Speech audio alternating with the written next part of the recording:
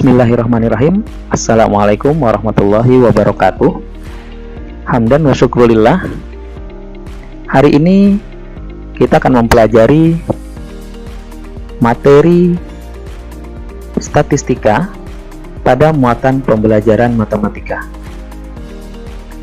Kompetensi dasar 3.11 menjelaskan data diri peserta didik dan lingkungannya yang disajikan dalam bentuk diagram batang. Pada materi statistika, kami membaginya menjadi 4 bagian. Yang pertama, data. Bagian 2, langkah-langkah penyajian informasi, yaitu mengumpulkan dan mengolah data.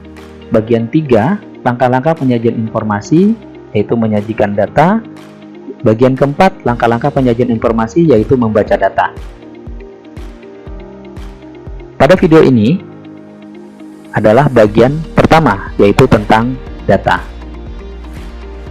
Data adalah informasi yang diperoleh dari suatu pengamatan, wawancara, penelitian yang dikumpulkan dalam bentuk angka atau lambang. Langkah-langkah menyajikan informasi. Yang pertama, mengumpulkan data. Yang kedua, mengolah data. Yang ketiga, menyajikan data. Dan keempat, membaca data. Yang pertama, mengumpulkan data. Ada beberapa cara yang biasa dilakukan untuk mengumpulkan data. Di antaranya melalui penelitian, wawancara yang pernah kita lakukan di dalam kelas antar teman, kemudian polling atau angket berupa pertanyaan-pertanyaan dari berbagai media, kemudian penghitungan langsung seperti pemilu dan pemilihan ketua kelas. Yang kedua, mengolah data.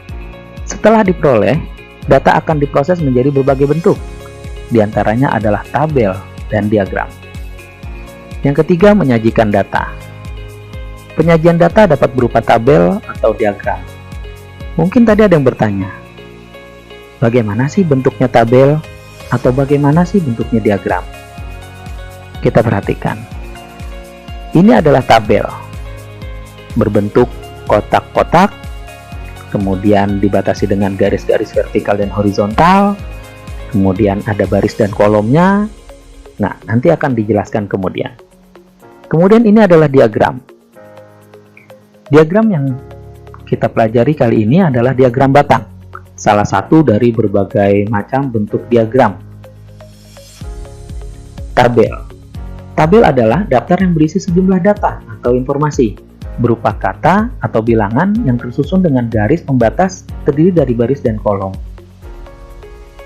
Data dan informasi dapat berupa kata atau bilangan. Kata itu tersusun dari beberapa huruf atau bilangan yang tersusun dari angka-angka dan dibatasi oleh garis-garis. Ada baris dan kolom di sana. Seperti ini.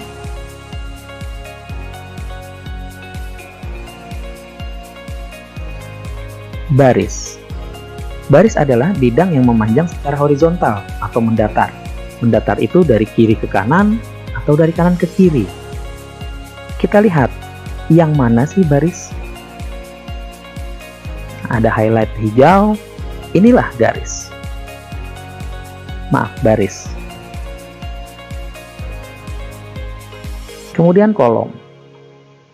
Kolom adalah bidang yang memanjang secara vertikal atau tegak dari bawah ke atas atau dari atas ke bawah. Kita lihat bagian kolom. Highlight biru, inilah kolom. Ada kolom nomor, kolom nilai, kolom banyak siswa yang terbagi menjadi turus dan frekuensi. Diagram. Diagram adalah sketsa gambar 2 dimensi untuk menyajikan suatu data atau informasi. Ini bentuk diagram.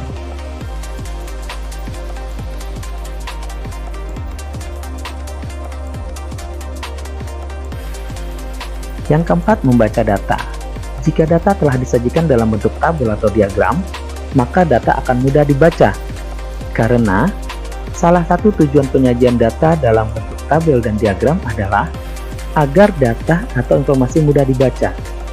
Jadi, jika kita mempunyai berbagai data atau informasi yang masih berbentuk acak-acakan, kemudian tidak teratur, kita susun kita olah, kita ubah bentuknya menjadi tabel atau diagram, agar data atau informasi yang kita punya dapat mudah dibaca oleh kita sendiri ataupun oleh orang lain. Sekian statistika bagian pertama selesai, silahkan dicermati kembali. Jika belum memahami, diputar kembali video ini agar dapat memahaminya dengan baik. Sekian, terima kasih.